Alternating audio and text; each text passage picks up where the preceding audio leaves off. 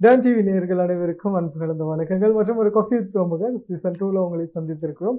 பொதுவாக நமது நிகழ்ச்சியில் பல ஆளுமைகளை, அதே மாதிரி திறமையானவர்களை, படைப்பாளிகளை இந்த நிகழ்ச்சியில் நிறைய கதைகளை அவர்களுடைய வாழ்க்கையில் அவர்கள் கடந்த சம்பவங்கள் பற்றியெல்லாம் பேசியிருக்கிறோம்.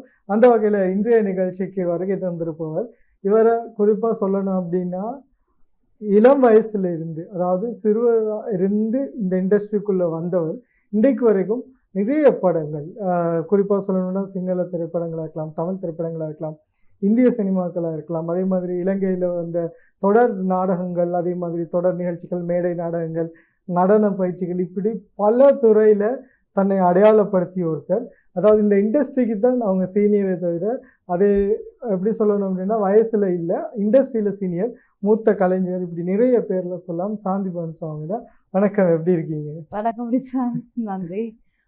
குறிப்பாக சொல்லணும் அப்படின்னா சாந்தி அப்படின்னா நம்ம அமைதி அப்படின்னு சொல்லுவோம். ஆனால் சாந்தி பானுசு அவர்களை பார்க்கும்போது எப்பயுமே கிடுக்கிடுன்னு வேகமாக அவங்களுடைய சோஷியல் மீடியாவாக இருக்கலாம், ஊடகத்துறையாக இருக்கலாம், சினிமாவாக இருக்கலாம், இண்டஸ்ட்ரியில் எங்கே இருந்தாலும் வேகமாக ஓடக்கூடிய ஒருத்தர்.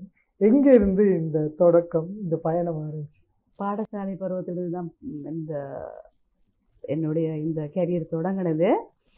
இப்படியுமே என்னுடைய ஸ்டார் யுகத்திலே நான் பிறந்ததுக்கு அப்புறமே நடிகை இல்லை சிங்கள சகோதர நடிகை அவங்க இறந்து விட்டாங்க. மாலினி பொன்சேகா, நிதி ரஜினின்னு சொல்லுவாங்க, குயின், ஆக்டிங் குயின். அவங்களுக்கு குழந்தையா நடிச்சிருக்கேன். குழந்தை அவங்க அந்த குழந்தைய நடிச்ச அந்த பிறந்த உடனே அவங்களோட ஒரு படத்துல குழந்தையா நடிச்சதோட எனக்குள்ள அந்த திறமைகள் அப்படி சரியான முறையில ஒரு சரியான ஒருத்தர் கையில தான் நான் ஃபர்ஸ்டே படம் நடிச்சிருக்கேன். அப்போ அதே ஒரு ஆரம்பம்னு சொல்லலாம், அதாவது குழந்தை நட்சத்திரம்னு சொல்லலாம். அதே முன்னுக்கு சிசுவாவே அவங்க நடிச்சிருக்காங்க. ஸோ இண்டஸ்ட்ரியில பல காலங்கள், அதாவது இப்போ இந்த இண்டஸ்ட்ரி தமிழ் மொழியிலையும் சரி, சிங்களத்திலையும் சரி, நிறைய விஷயங்கள்ல நிறைய நடிகர்களோட, இயக்குநர்களோட எல்லாம் பயணிச்சிருக்கீங்க. அப்போ இன்றைக்கு உங்களுடைய அந்த நடிப்பு திறமையாக இருக்கலாம், அதே மாதிரி இந்த இண்டஸ்ட்ரியில் பயணிக்கிறதா இருக்கலாம், பெரிய ஒரு சவாலாகவே இருந்திருக்கு. ஏன்னா இங்கே தமிழ் இண்டஸ்ட்ரியாக இருக்கலாம், சிங்கள இண்டஸ்ட்ரியாக நிறைய வித்தியாசங்கள் இருக்குது. அதே மாதிரி ரெண்டு பக்கத்தில் நீங்கள் நடித்து பயணிச்சுட்டு இருக்கீங்க. ஸோ இந்த அனுபவம் எப்படி இருக்குது? என்னென்ன ரிஸ்வான், இப்போ ரெண்டு பக்கத்துல நான் நடமாடவோ, நான் ரெண்டு பக்கத்தில் நடிக்கிறதுக்கு சந்தர்ப்பம் முக்கியமாக எனக்கு என் கடவுள் ஜீசஸ் எனக்கு கொடுத்துருக்க அந்த திறமை தான். ஏன்னா நான் தமிழ் பொண்ணாக இருந்தாலுமே சிங்கள மொழி தான் படித்தேன். அப்போ அந்த சிங்கள மொழி படித்ததோட அந்த சிங்கள நடனங்கள், அந்த கேண்டியன் டான்ஸ் அதெல்லாம் நான் முறைப்படி கற்றுக்கிட்டேன். அப்போ அதனால் அவங்களோடையும் மூவ் பண்ணிக்கிட்டேன். தமிழ் பொண்ணு தானே எதாக இருந்தாலும் தமிழ் ஃபீல்டை மறக்க முடியாது. தமிழ்லையும் நான் கால் எடுத்து வச்சுட்டேன். இப்போ ரெண்டையும் பேலன்ஸ் பண்ணி சில சந்தர்ப்பத்தில் ஹிந்தியும் கொஞ்சம் கதைப்பேன். அப்போ இங்கிலீஷ் எப்படி 4 லாங்குவேஜும் தெரியும். திறமைகளை அதிகமாக வளர்க்குறது என்னுடைய ஒரு கொள்கை. என்னென்ன முடியுமோ எங்களால் அதை முறைப்படி கற்றுக்கணுங்கிற ஒரு பெரிய ஒரு ஸ்பிரிட் ஒன்று எனக்கிட்ட இருக்குது. அதே மாதிரி ரொம்ப பிரபலமாக, அதாவது தமிழ் மக்கள் மத்தியிலையும் குறிப்பாக அவங்கள கொண்டு போய் சேர்த்தது, குறிப்பாக சிறுவர்கள்ல இருந்து பெரியவங்க வரைக்கும் இப்போ வரைக்கும் இந்த 90s கிட்ஸ் அவங்கள காலத்தில் இருக்கலாம். என்னன்னா, நீங்கள் செந்தில் மனோரமா அவங்களோட நடித்த அந்த கதாபாத்திரம், ஒரு துருதுருப்பான ஒரு பெண், ஒரு வீட்டில் நடக்கிற அட்டகாசம் உண்டு. அந்த அனுபவம் எப்படி இருந்துச்சு? அந்த அனுபவம் எதிர்பார்க்காத சந்தோஷமான மகிழ்ச்சியான விஷயம் ஒன்று தான். ஆச்சி மனோரமா என்பது நான் நினைக்கிறேன் உலகளாவிய ரீதியில் ஒரு புத்தகத்துக்கு, அந்த கின்னஸ் புத்தகத்துக்கே சைன் பண்ண ஒரு நடிகை. அவங்களுக்கு ஒரு மகளா, செந்தில் சாருக்கு மகளா நடிக்கிறதே ஒரு பெரும் பாக்கியமா நான் நினைக்கிறேன். இனி ரொம்ப பிரமாதமாக அவங்களுக்கு ஈக்குவலாக ஒவ்வொரு ஷொட்டும் எடுக்கும் பொழுது நான் அவங்களுக்கு ஒரு புதுமுகங்கிறத விட அவங்க நடிக்கிற ஒரு 1 டேக்கில் அவங்க நடிக்கிறாங்க, அதே 1 டேக்கில் நானும் நடிக்கிறேன். எனக்கே ஆச்சரியமாக இருந்துச்சு, என்னடா அது எனக்கு கடவுள் கொடுத்துருக்கு, அதுதான் சொல்கிறேன், பிளெஸிங்ஸ். அப்புறம் நான் நடிப்பு சம்மந்தமாக நிறைய விஷயங்கள் சின்ன வயசுல கற்றுக்கிட்டு இருந்தேன். எந்த அம்மா அப்பா, என்னுடைய சிஸ்டர்ஸ் எல்லாருக்குமே அந்த திறமைகள் இருக்குது. அது நம்மளோட ஜீன்ஸ்னு கூட சொல்லலாம். அந்த திறமை நம்மளுக்கு இருக்கும்போது அதை பொலிஷ் பண்ணிக்கிறது எங்களுடைய கையில் இருக்குது. அப்போ அந்த திறமையாக கடவுளைன்னு எனக்கு அந்த சந்தர்ப்பம் அமைஞ்சது மனோரமா செந்தில் சாரோட நடிக்கிறதுக்கு. இதுக்கு எனக்கு யார், வரதராஜன் அண்ணா, அப்புறம் மின்னல் நிகழ்ச்சி செய்கிற ஸ்ரீரங்கநாதன் அண்ணா, இவங்க தான் எனக்கு அந்த சந்தர்ப்பத்தை அமைச்சு கொடுத்தாங்க. என்னுடைய எட்லி வீடியோ அங்கே அனுப்பின உடனடியாக நீ செலக்ட் பண்ணிட்டாங்க. இப்போது அது ஒரு எதையும் எதிர்பார்க்காம என்னுடைய திறமைக்காக கிடைச்ச ஒரு கதாபாத்திரம்னு சொல்ல முடியும். ஓகே, அதாவது இவ்வளோ இண்டஸ்ட்ரியில் பயணிச்சிருக்கீங்கதால இதில் நடிப்பு விஷயங்கள் எல்லாம் உங்களுக்கு ஒரு என்ன சொல்கிறது சாதாரண விஷயம். ஆனால் இப்போ ஒரு 2 படம் பண்ணின உடனே இல்லை நான் ஒரு சும்மா ஒரு ஷார்ட் ஃபிலிமில் நடித்த உடனே யூடியூபுக்கு நடித்த பிறகு வந்து உடனே இந்தியாவில் போயிட்டு ஒரு ஹீரோவாவோ ஹீரோயினியாவோ இல்லைன்னு சொன்னால் பெரிய ஒரு ஸ்டாராக தங்களை நினச்சிருக்காங்க. ஆனால் இவ்வளோ காலம் நீங்கள் இந்த இண்டஸ்ட்ரியில் பயணிச்சுட்டு இருக்கீங்க, இந்தியா படங்களில் கூட நடிச்சிருக்கீங்க. ஆனால் எதனால் இலங்கையிலேயே இருந்து தொடர்ச்சியாக முயற்சி செஞ்சுட்டு இருக்கீங்க? நாங்கள் பிறந்தது இலங்கை. நானும் போயிட்டு இந்தியாவில் செட்டில் ஆகி நடித்தா நான் இந்தியா ஒரு நடிகையாக தான் முன்னுக்கு வருவேன் தவிர இலங்கை கலை வளர்ந்ததாக அது இல்லாமல் போயிடும் சரித்திரம். இங்கேருந்து என்ன ஸ்ட்ரகிள் என்ன பாடுகளோ பற்றி நான் இங்கே உள்ள கலையை வளர்க்கணும்னு நான் இங்கே தான் இருந்தாகணும். ஒரு சந்தர்ப்பத்தில் போயிட்டு நடிச்சுட்டு வாரது வேற கதை. ஆனால் அங்கே தங்கி நடிக்கிற கூடிய அந்த சந்தர்ப்பம் எனக்கு அமைஞ்சாலுமே நான் நடிக்காமல் இருக்க காரணம் இலங்கையில் ஒரு பெரிய எனக்கு ஒரு தாகம் இருக்குது. ரிஸ்வான் கேள்விப்பட்டிருப்பீங்க, எனக்கு கலைஞர் சங்கங்கள் இருக்குது. இந்த எல்லாமே இலங்கையில் ஒரு பெரிய இண்டஸ்ட்ரி உருவாக்கணுங்கிற எண்ணம் எனக்குள்ள இருந்துக்கிட்டே இருக்குது, இப்பொழுதும் இருக்குது, அந்த நாளும் இருந்தது. அதனால தான் இங்கே இருந்து என்ன ஸ்ட்ரகிள் வேணாலும் ஃபேஸ் பண்ணி இங்கே உள்ள கலையை வளர்க்கணும்னு சொல்லிட்டு இங்கே இருந்துக்கிட்டே எதையாவது ஒன்று பண்ணிக்கிட்டு இருக்கோம். ஓகே, ஆனால் அப்படி ஒரு சந்தர்ப்பம் இருந்தும் இங்கே இப்போ பார்க்கும்போது இப்போ நீங்கள் வந்து இந்த இண்டஸ்ட்ரியில் சீனியர் அப்படின்றதால உங்கள்கிட்ட இந்த கேள்வி கேட்கணும். இலங்கையில் இருக்கிற கலைஞர்கள் அப்படின்னு வரும்போது பொருளாதார ரீதியாகவும் சரி வருமான ரீதியாகவும் சரி நிறைய ஸ்ட்ரகிள்ஸ் ஃபேஸ் பண்ணுறாங்க. இந்த இண்டஸ்ட்ரிக்குள்ளே வந்த பிறகு ஒரு சில படங்களோ இல்லைன்னா தொடர்ச்சியாக நிறைய கதாபாத்திரங்களை செஞ்சுட்டே இருந்தால் கூட திடீரென்னு சொல்லி அவங்க அந்த இண்டஸ்ட்ரியை விட்டு முழுமையாக வந்து விலகி போகிறத நம்ம பார்க்குறோம். கேட்டால் அதில் இருந்து எங்களால் சம்பாதிக்க முடியல, வாழ்வாதார கஷ்டம் இருக்குது அப்படின்னு. இப்போ நீங்கள் இவ்வளோ காலம் பயணிச்சுட்டு இருக்கும்போது உங்களுக்கு இந்த அனுபவமும் இருந்திருக்கும், இல்லைன்னா இந்த அனுபவ ரீதியான கதைகளை உங்கள்கிட்ட நிறைய பேர் பகிர்ந்துருப்பாங்க. ஸோ அதை பற்றி இவ்வளோ காலம் நீங்கள் இந்த இண்டஸ்ட்ரியில் இருக்கிறதால அதுக்கான முயற்சி செஞ்சுருக்கீங்க. ஏன் வந்து அதை வந்து ஒரு நிரந்தரமான ஒரு நிர்வாகமாகவோ இல்லைன்னா ஒரு சங்கமாகவோ மாற்ற முடியாமல் போனது? சொல்லப்போனால் இந்த ஸ்ட்ரகிள் எனக்கும் கூட இருக்குது, இப்பொழுதும் இருந்தது அப்பொழுதும் இருந்தது. ஆனாலும் நாம் விஷயம் என்னன்னா, இப்போ சகோதர கலைஞர்கள் எடுத்தால் அது புது கலைஞர்களாக இருக்கலாம், பழைய ப்ரொஃபஷனல் ஆர்டிஸ்டாக இருக்கலாம். அவங்களுக்குன்னு சங்கங்களூடாக மட்டும் இல்லாமல் அரசாங்கூடாகவும் அவங்களுக்கு சில வாய்ப்புகள் சலுகைகள் கிடைக்குது. ஆனால் அது எப்படியோ எனக்கு தெரியுது இல்லை. பட் தமிழ் கலைஞர்கள் எடுக்கும் பொழுது அதில் 1-2 தான் அந்த இடத்துல இருக்காங்க. மீதி 100 பேர் எடுத்தால் ஒரு 10 பேரோ 5 பேரோ தான் இருப்பாங்க ஒழிய மற்ற 95 பேரும் அந்த இடத்துல இல்லை. அப்போ தமிழ் ஒரு இன்ட்ரெஸ்ட் இங்கே இருக்குது. ஆனால் அப்படி ஒன்று இருக்குது, அதிலும் அவங்களும் வாழ்கிறாங்க இதில் தாங்கிற அந்த தோட்ஸ் வந்து நிறைய பேர்த்துக்கிட்ட அரசாங்க ரீதியாகவும் இல்லை. சில முக்கியமாக நம் நாட்டு தமிழ் மீடியா எடுத்தாலும் சரி, இல்லாட்டி தொலைக்காட்சிகள் எடுத்தாலும் சரி, இல்லாட்டி கலைஞர்கள் எடுத்தாலும் சரி, ப்ரொடியூசர் எடுத்தாலும் சரி, அவங்களுக்கு அந்த எண்ணம் இல்லை. அவங்க தென்னிந்தியா படத்தை ரசிக்கிறாங்க பார்க்குறாங்க ஒழிய இங்கே அதை விட திறமைசாலி இருக்காங்க, அவங்களுக்கு ஒரு அங்கீகாரத்தை நாங்கள் கொடுக்கணும் எண்ணம் வந்து பேசுறது மட்டும்தான். ஆனால் அது ப்ராக்டிக்கல் நடைமுறையில் இல்லை. அது ஏன்னு எனக்கும் தெரியுது இல்லை. நானும் இதுக்கு தான் நிறைய போராடிக்கிட்டு இருக்கேன். பட் எனக்கே இது ரொம்ப ஸ்ட்ரகிள் பண்ணிக்கிட்டு இருக்கு. இது எப்படி நான் இதை கொண்டாடுறது, இந்த அங்கீகாரத்தை நம்ம கலைஞர்களுக்கு எப்படி எடுத்து கொடுக்குறதுன்னு. இப்போ சமீபத்தில் பார்க்க போனால் உண்மைக்குமே தமிழ் இலங்கையில் தமிழ் ஃபீல்டு வந்து கொஞ்சம் கொஞ்சமாக இப்போ வளர்ந்துக்கிட்டு வருது. யாழ்ப்பாணம் எடுத்தாலும் சரி, கொழும்பு எடுத்தாலும் சில படங்கள் பண்ணிக்கிட்டு இருக்காங்க. அப்போது உதாரணம் எத்தனையோ படங்கள் இப்போ அதிரன், அப்புறம் என்னது சொப்பன சுந்தரி படங்கள் கொஞ்சம் வந்துக்கிட்டு இருக்கு. ஃப்யூச்சர்லேயும் நிறைய படம் பண்ணிக்கிட்டு இருக்காங்க. அது ரொம்ப ஹாப்பியாக இருக்குது, சந்தோஷமாக இருக்குது. ஆனால் இப்போ தான் கொஞ்சம் கொஞ்சம் மற்ற நாடுகள் உள்ளவங்க யோசிக்கிறாங்க, பார்க்குறாங்க. இலங்கையிலும் நிறைய டேலண்ட்ஸ் திறமைசாலிகள் இருக்காங்க.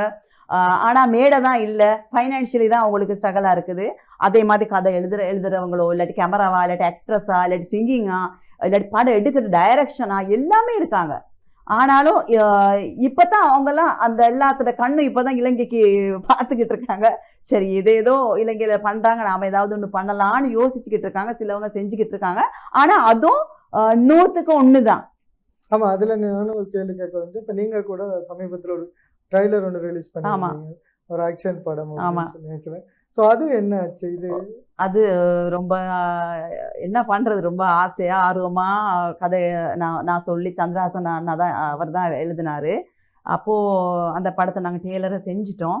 டெய்லர் செய்கிறதுக்கே ரொம்ப ஸ்ட்ரகிள் தான், நிறைய ஃபைனான்ஷியலி பிரச்சனைகள் இருந்தது.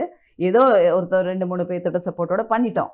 ஆனால் அந்த படத்துக்கு தேவையானது உண்மைக்குமே 80 லட்சம் 1 கோடி அந்த படத்துக்கு தேவையான பணம். ஏன்னா நாமளும் ஒரு படத்தை எடுத்தாப்புல சும்மா எடுத்தோம் கவுத்தோன்னு இல்லாமல் அது நல்ல முறையில் சரியான ஒரு சக்ஸஸான முறையில் கம்ப்ளீட்டாக எடுக்கணும்னா எங்களுக்கும் 2 கோடி 1 கோடி தேவை. ஆனால் இது ரொம்ப லோ பட்ஜெட்டாகி 1 கோடி 80 லட்சத்துக்கு மாதிரி செஞ்சோம். ஆனால் அது நடுவில் நம்மளுக்கு வாக்கு கொடுத்த ப்ரொடியூசர் ஸ்பான்சர் நம்பி இப்போ நம்ம நம்பி அந்த படத்தை கொடுக்கறதுக்கு அவங்க தயங்குறாங்க. ஏன்னா அவங்களுக்கு இங்கே மேலே நம்பிக்கை இல்லை. இவ்வளோ டெய்லரையும் பார்த்துட்டாங்க, அதில் கதையும் அம்சம் அழகா நல்ல ஸ்டோரி, ஆக்ஷன் படமாக இருக்குது, ஃபைட் இருக்குது.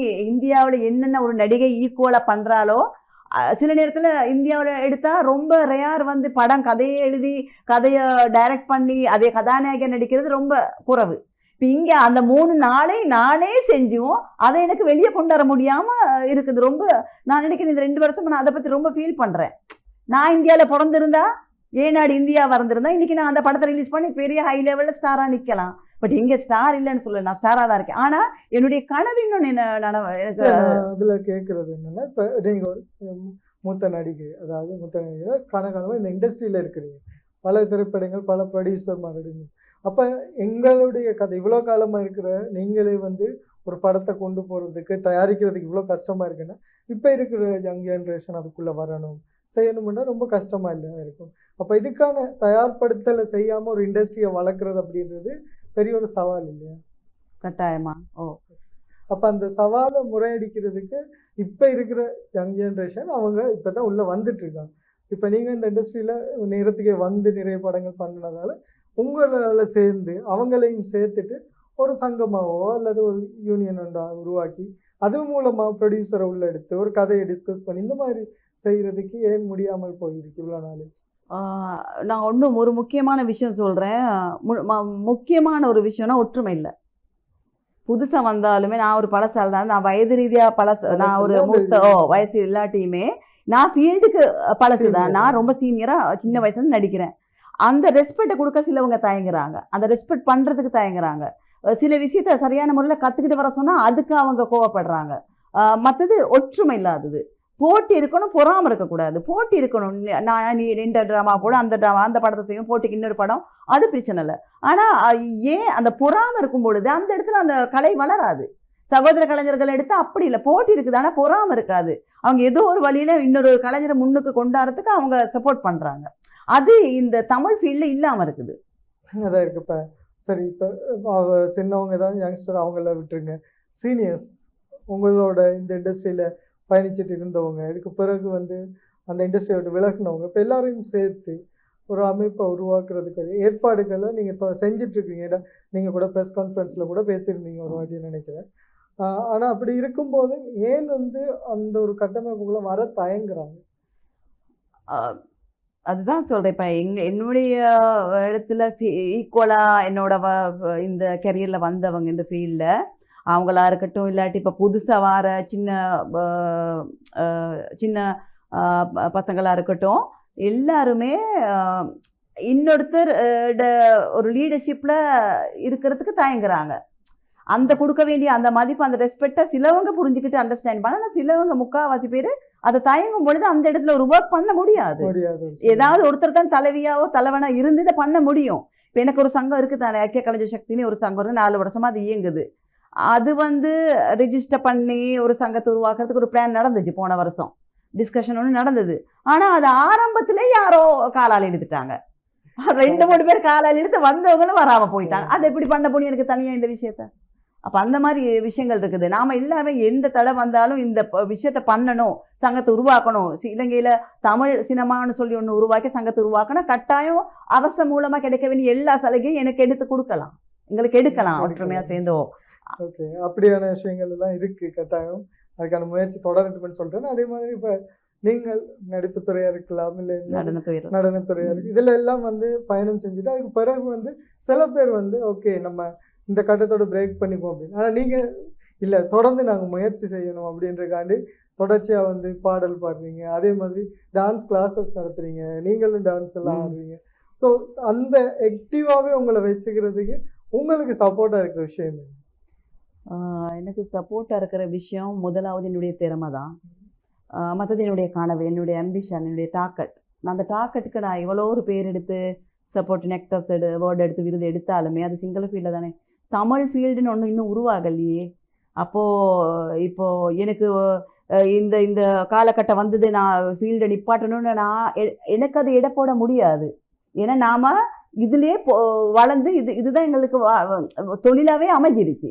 அப்போ தொழிலாகவே அமையும் பொழுது நாங்கள் உயிரோடு இருக்க மட்டுமே இதே தொழிலில் இன்னைக்கு சென்னையில் நம்ம தென்னிந்தியாவில் ஒரு நடிகர்கள் எடுத்தாலுமே, ஆண் நடிகராக இருக்கட்டும், பெண் நடிகையாக இருக்கட்டும், ஆச்சி மனோரமா, கோவை சரளா மேமோ எடுத்தாலுமே அவங்களுக்கு வயது போயிருச்சு.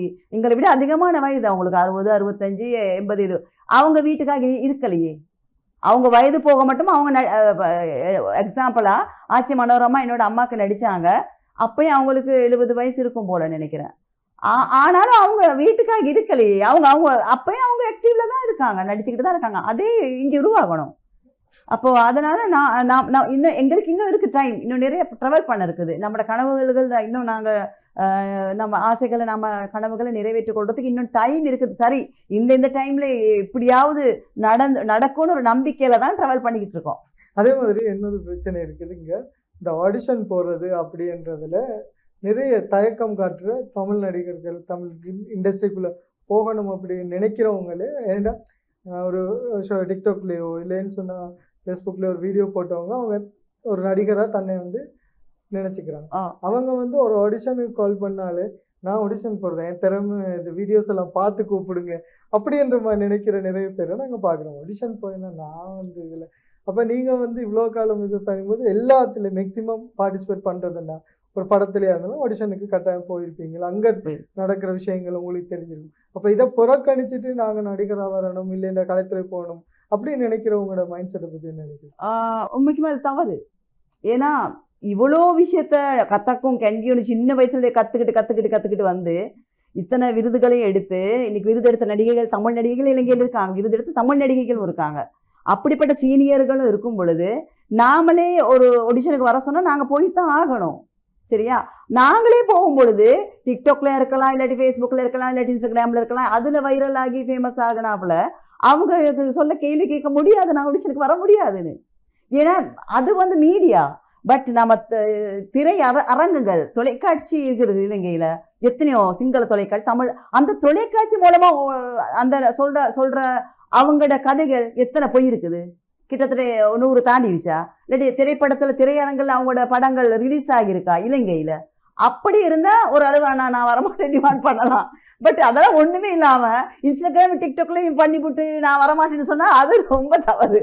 அப்படிலாம் டிமாண்ட் பண்ண அவங்களுக்கு நடிகையாக இருக்க முடியாது, உடனே விழுந்து போயிடுவாங்க. ஓகே, அப்படி இருக்கும்போது கொஞ்சம் யங்ஸ்டர்ஸ் வளர்ந்து வராங்க. ஸோ நீங்களும் வந்து ஃபீல்டில் வந்து அவங்களோடையும் போட்டி போடுறீங்க. எஸ், ஏன்னா என்னோட ஈக்குவாலிட்டி, அதே மாதிரி நான் இவ்வளோ நாள் இந்த இண்டஸ்ட்ரியில் பயணிக்கிறது, ஒவ்வொரு வாட்டியும் உங்களை அப்டேட் பண்ணிட்டு இருக்கிறீங்க தொடர்ந்து. ஏன்னா அடுத்த கட்டத்துக்கும் போகணும், அதே நேரத்தில் இருக்கிறவங்களோடையும் போட்டி போட்டு நிலையாக்கணும். அப்படி இருந்தால் தான் ஒரு ஆர்டிஸ்ட்டுக்கு வந்து தன்னோட திறமையை வளர்த்துக்கிறது முக்கியமான இடமா இருக்கு. ஸோ அப்படி இருக்கும்போது இப்போ நீங்கள் தொடர்ச்சியாக ஃபியூச்சரில் இன்னும் நிறைய திட்டங்கள் ப்ரொஜெக்ட் செய்கிறதுக்கு ஐடியா இருக்கு. ஸோ இதை கொண்டு போகிறதுக்கு என்ன மாதிரியான புதிய தொழில்நுட்பமாக இருக்கலாம், கலைஞர்களாக இருக்கலாம், உள்வாங்கலாம் அப்படின்ற மாதிரி ஐடியா இருக்குது. அதில் உங்களுக்கு ஒரு ஐடியாவா அந்த மாதிரி எதுவும் இருக்கா? தொழில்நுட்பம்னு சொல்லும் பொழுது நீ நாளுக்கு நாள் தொழில்நுட்பம் எல்லாமே வளர்ந்துட்டு தானே போகுது. அதுக்கேற்ற மாதிரி தயாராகிறது எங்களுடைய திறமையும், திறமையாக மாதிரி எங்களோட டான்ஸ் மாதிரி எங்களோட மைண்ட் செட்டும் அதுக்கு நாங்கள் தயார்படுத்தி கொள்ளணும். அப்போது அது ஒரு முக்கியமான விஷயமாக நான் நினைக்கிறேன். இப்போ மற்றது இப்போ சென்னையில் உதாரணமான நயன்தாரா எடுத்தா இன்னைக்கு எத்தனை இன்னும் அவங்க டிமாண்டில் லேடி சூப்பர் ஸ்டாராக தான் இருக்காங்க. அப்போது அதே மாதிரி நானும் இங்கே இருக்க விரும்புகிறேன். அவங்கள இன்னும் யாரும் அவங்களோட அந்த கட்டத்தை இன்னும் அங்கே அடைய முடியாது. ட்ரிஷா ஒரு அளவுக்கு இருக்காங்க. பட் நயன்தாராங்கிறது இன்னும் அவங்களுக்கு குழந்தை இருந்தும் மேரி பண்ணியும் அவங்க ஸ்டாரை கொண்டு போய்கிட்டு இருக்காங்க. அப்போ அது வந்து 100ல் 1 தான் அந்த அதிசயமானது. அது வந்து நாங்கள் வந்து நாம் அந்த இடத்த கடைப்பிடிச்சிக்கிறதுக்கு நாங்கள் இப்போ எது எங்களுக்கு இப்போ அப்டேட்டில் இருக்கோ அது எல்லாத்தையும் நாங்கள் பண்ணணும். அது சும்மா இல்லை, அதை கற்றுக்கிட்டு அந்த அப்டேட்டோடு நம்ம எங்களோட திறமையை வெளிப்படுத்தும் பொழுது அந்த ஸ்டாண்டர்டில் நாங்களும் இருக்கலாம். ஓகே, நீங்கள் இப்போ பேசின விஷயத்தில் இதுக்கு முன்னுக்கு நம்ம பேசும்போது கூட ஒரு சோஷியல் மீடியாலேயோ இல்லை ஏதாவது ஒன்றில் பிரபலமான ஒருத்தங்க தங்களை வந்து ஒரு செலிப்ரிட்டியாக நினச்சிட்டு சரி ஓகே இந்த இண்டஸ்ட்ரிக்குள்ளே பயணம் செய்யலாம் அப்படின்னு வராங்க. ஆனா வந்து சில நாட்கள்லயே வந்து இல்லை ஒரு குறிப்பிட்ட ஒரு சில படங்களோட காணாம போயிடும். ஆனா இல்ல உங்களோட திறமையை வளர்த்துக்கணும், இல்லைன்னா இன்னும் நீங்க படிச்சுட்டு உள்ள வரணும் அப்படின்ற ஒரு தேவைப்பாடு இருக்கிறீங்க. ஆனா அதுக்கான ஏற்பாடுகள், அதுக்கான தயார்படுத்தல்கள் இலங்கையை பொறுத்த வரைக்கும், தமிழ் இண்டஸ்ட்ரியை பொறுத்த வரைக்கும் அப்படியான இது வந்து மிச்சம் குறைவு. ஒன்று மேடை நாடகங்கள் செய்யணும், அப்படி இல்லைன்னு சொன்னா ஏதாச்சும் ஷார்ட் ஃபிலிம்ஸ், சாங்ஸ் அதில் தான் வரணும். ஆனா இப்ப நீங்களும் இதுக்கு முன்னுக்கு இருந்து பயணிச்சுட்டு இருக்கிறதால அதுக்கான ஏற்பாடு, ஒரு நடிகர் தன்னை தயார்படுத்திக்கிறதுக்கு, அதே மாதிரி ஒரு இயக்குனரா வாரதா இருந்தா அவங்க தங்களை தயார்படுத்தி இந்த மாதிரியான ஏற்பாடுகள் இப்போ நாம போன வருஷம் முழுக்க 12 மாசம் போன வருஷம் நான் ஒர்க் ஷாப் செஞ்சிருந்தோம், பயிற்சி பட்ட. அந்த பயிற்சி பட்ட மூலமா இலங்கையில் உள்ள பிரபல பயிற்சி பற்றையை கொடுக்குற சிங்கள டைரக்டர்ஸ்மாருக வந்திருந்தாங்க. அவங்கள் மூலமா அந்த சுதர்ஷன் சொல்ற அலுவலகம் இருக்கு இல்லையா, அது சிங்கள சம்ஸ்கிருதிக ஆயத்தனைன்னு தான் வரும். அந்த இடத்துல ஒரு மெம்பரா இருக்கிறபடியால எங்களோட புது ஐடியா ஒன்று வந்தது. இந்த சிங்கள சம்ஸ்கிருத ஆயத்தனைக்கு தமிழ் கலைஞர்கள் மாவட்ட ரீதியா போட்டு இந்த பயிற்சி பற்றைக்கு நாங்கள் அவங்களுக்கும் இந்த பயிற்சியை கொடுப்போம், இந்த சந்தர்ப்பத்தை அவங்களுக்கு வழங்குவோம்னு சொல்லி என்னோட பேசி நான் அதை கோஆர்டினேட் பண்ணி போன வருஷம் 10-12 பயிற்சி பட்டைகள் ஃப்ரீயா இலவசமா நாங்கள் மாவட்ட ரீதியாக நடிகர்களை கொண்டாந்து நான் செஞ்சேன். அப்போ அந்த பயிற்சி பற்றின் மூலமா நிறைய விஷயங்களை புதுதாக வர புதுமுகங்கள் கற்றுக்கொண்டாங்க. அந்த மாதிரி ஒரு பிளான்ஸ் செஞ்சோம் நாங்கள் முன்னுக்கு. இப்போ நான் ஒர்க் ஷாப் செய்ய ரெடியாக இருக்கேன் என்னுடைய எக்ஸ்பீரியன்ஸை வச்சு. இப்போ இந்த மாதிரி விஷயங்களை கற்றுக்கிட்டு வரவங்க ஒரு நாளும் அவங்க வந்து நடுவில் நிற்க மாட்டாங்க. அவங்க ரொம்ப நாள் இந்த ஃபீல்டில் அவங்களுக்கு அவங்களோட ஸ்டாண்டர்டை வச்சுக்கலாம். ஏன்னா அவங்க விஷயத்தை கற்றுக்கிட்டு வரப்படியால. இனி கற்றுக்காம ஒரு விஷயத்த படிச்சுக்காம சும்மா வீடியோ, யூடியூப், இன்ஸ்டாகிராம் அப்படி அது வந்து ஓகே இருக்கிற அந்த ஃபேஸ் வேல்யூக்காக அது இருக்கட்டும். அதே மாதிரி இப்போ வந்து நாங்கள் ஆரம்பத்திலேயே பேசின மாதிரி இந்த நடிகர்கள் நடிகைகளுடைய பொருளாதார பிரச்சனை, இதுக்கு வந்து இப்போ ஒரு படம் நடிக்கிறதா இருக்கலாம், இல்லைன்னா ஒரு நாடகம் நடிக்கிறதா இருக்கலாம், இதுக்கான சம்பள நிர்ணயம் குறிப்பாக வந்து தென்னிந்தியாவில் படங்கள் நடிக்கிறதுனா நடிகர்கள் சங்கம் ஊடாக, அதே மாதிரி தங்களுடைய பர்சனல் மேனேஜர் மூலமாக தங்களுக்கான டிமாண்ட்ஸை வந்து சொல்லுவாங்க. அதுலேயே வந்து குறிப்பாக சொல்லணும்னா ஜூனியர் ஆர்டிஸ்ட்னா அவங்களோட சங்கத்தால் இவ்வளோ பேருக்கு இவ்வளோ ரூபாய் கொடுக்கணுன்ற மாதிரியான ஒரு பட்ஜெட் டிசைன் பண்ணி போவாங்க. ஆனால் இங்கே அப்படியான ஒரு சிஸ்டமே வரையில, ஏன்னா இங்கே ஒரு சங்கமே வந்து உருவாகல. அப்படி அப்போ இப்படி இருக்கும்போது இன்னும் இது தொடர்ந்தால் இதே நிலைமை தானே இருக்கும். நடிகர்கள் நடிகைகளாக இருக்கலாம், இல்லாட்டி இந்த கலைத்துறையில் பயணம் செய்கிறவங்களா இருக்கலாம், ஒரு குறிப்பிட்ட கொஞ்ச நாள் வந்து அவங்க ஆசைக்கும் அந்த இதுக்காகவும் செஞ்சுட்டு போவாங்க. அதுக்கு பிறகு இந்த இண்டஸ்ட்ரியை விட்டுட்டு காணாமல் போயிடும். அப்போ நிலையான ஒரு இண்டஸ்ட்ரி உருவாகிறதுக்கு நாங்கள் அதுக்கான முயற்சியை இந்த இண்டஸ்ட்ரியில் கனகாலம் பயணிக்கிற நாங்களே எடுக்காத போது இனி வரப்போகிறவங்களும் அதில் வந்து ஈடுபட்டு அப்படி ஒரு முயற்சி எடுத்து நிலையாக வந்து ஒரு இண்டஸ்ட்ரியை உருவாக்கக்கூடிய வாய்ப்பு இருக்குமா அப்படின்னா கேள்விக்குரிய மாறுது. ஆமாம். ஆமாம், நடுவில் வாராங்க, திறமை நிறைய வளர்த்துக்கிட்டு வராங்க, சிலவங்க கற்றுக்கிட்டு வராங்க. சில விஷயத்துக்கு நாங்கள் கற்றுக்காதவங்களை பற்றி தானே கொஞ்சம் பேசணும். கற்றுக்கிட்டும் வராங்க, நிறைய விஷயங்கள் கோர்ஸ் பண்ணி வராங்க, பயிற்சி பட்டைகள் எடுத்துகிட்டு வராங்க. பட் அவங்க வந்து கொஞ்ச நாள் வரும் பொழுது அவங்க நடுவில் ஸ்டக் ஆகுறாங்க, அப்படி நிற்கிறாங்க. ஏன்னா அவங்களுக்கு பொருளாதாரம், மனுஷனுக்கு வீடு வேணும், சாப்பிட வேணும், உடுத்த வேணும் இல்லையா. அப்போ இந்த தேவைகள் வந்து சந்திக்கப்படணும். இப்போ கொஞ்சம் கொஞ்சமாக சில தென்னிந்திய டைரக்டர் இங்கே வந்து இங்கே உள்ள ஆர்டிஸ்ட் எடுத்து அப்புறம் இங்கே உள்ளவங்க அவங்கள கூப்பிட்டு அப்படி மிக்சிங் ஒன்று நடந்துக்கிட்டு இருக்கு. அதுக்கு இடையில இலங்கையில் உள்ளவங்களையும் போட்டு பண்ணுறாங்க. அந்த மாதிரி சில ப்ரொடக்ஷன்ஸ், அந்த மாதிரி சில படம் எடுக்கிற அந்த டீம்ஸ் மூலமாக சில பேமெண்ட்கள் கிடைக்குது.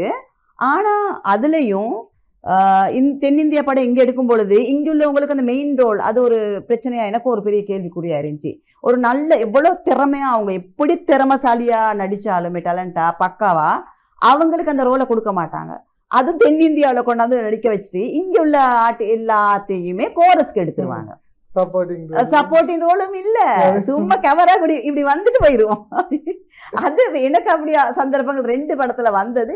நான் ஒரு சீனியர் இலங்கையை பொறுத்தவரையில் நான் ஒரு சப்போர்ட்டிங் ஆக்ட்ரஸ் எடுத்து இலங்கையில சூப்பர் ஸ்டார் ரஞ்சன்ராமனை கூட கதாநாயகி நடிச்ச ஒரு நடிகை.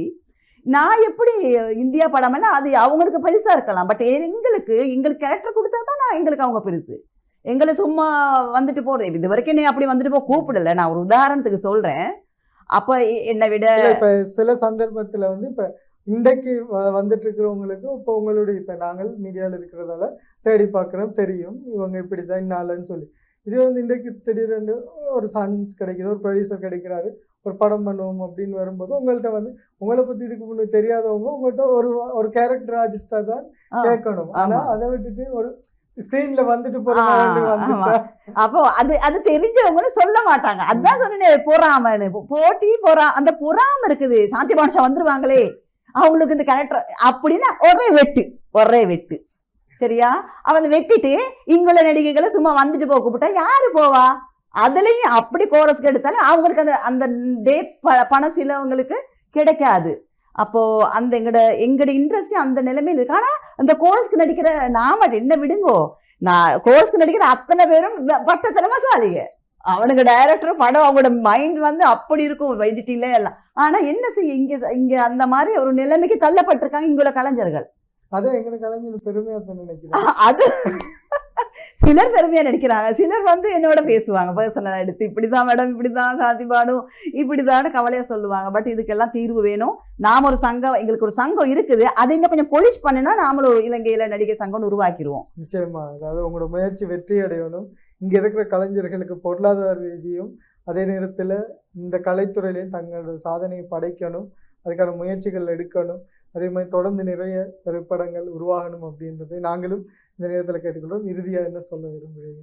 எங்களுக்கு இன்னும் சில சவால்கள் வந்திருக்குது, சில சவால்கள் வந்து கொண்டு தான் இருக்குது. நீ இந்த சந்தர்ப்பத்தில் இந்த கேரக்டரை தாரேன், சில சேனல்ஸ்ல சில பர்சனலாக செய்கிறவங்களும் சரி, இல்லாட்டி சேனல் வைஸ் எடுத்தாலும் பேர் சொல்ல முடியாது, சிங்கள சகோதர மொழி சேனலாக இருக்கட்டும், சமீபத்தில் நல்ல நல்ல கேரக்டர்ஸ் வந்துச்சு. நீ இந்த கேரக்டர் பண்ண, நீ இப்படி பண்ணணும், இந்த மாதிரி நீ வாரியா, இந்த மாதிரி செய்றியா, அது வந்து அந்த நாள்ல இருந்தே வெயிட் பண்ணேன்னா இப்போ சமீபத்தில் அந்த விஷயத்துக்கு நான் வந்து ஈடுபாடு, அது நான் ஒரு கொள்கையோட வந்துகிட்டு இருக்கேன். எனக்கு வந்து இந்த காசோ இல்லாட்டி ஆக்டிங்க்கு கேரக்டர் தாரேன்னு சொல்லிட்டு என்னுடைய கொள்கை நான் விட்டு கொடுக்காத ஒரு நடிகை. நான் என்னுடைய கொள்கையில தான் வந்துகிட்டு, அதனால தான் இந்த பேர் இன்னும் நிலைநாட்டி கொண்டே இருக்கேன். சிலவங்க அதுக்கு விருப்பப்பட்டு எல்லாத்துக்கும் விருப்பப்பட்டு அவங்க அட்ஜஸ்ட் பண்ணி போறாங்க. பட் சிலர் இல்ல ஸ்ரீலங்கா இண்டஸ்ட்ரியில அட்ஜஸ்ட் பண்ணி இருக்காங்க, கட்டாயம் இருந்துகிட்டு தான் இருக்குது. சிங்கள சகோதர மொழியா இருக்கட்டும் அந்த மாதிரி விஷயங்கள் இருக்குது. பட் எங்களுக்கு எல்லாமே தெரியும், ஆனா நம்ம அதை காட்டிக்கிறது இல்லை, தெரியாத மாதிரி இருப்போம்.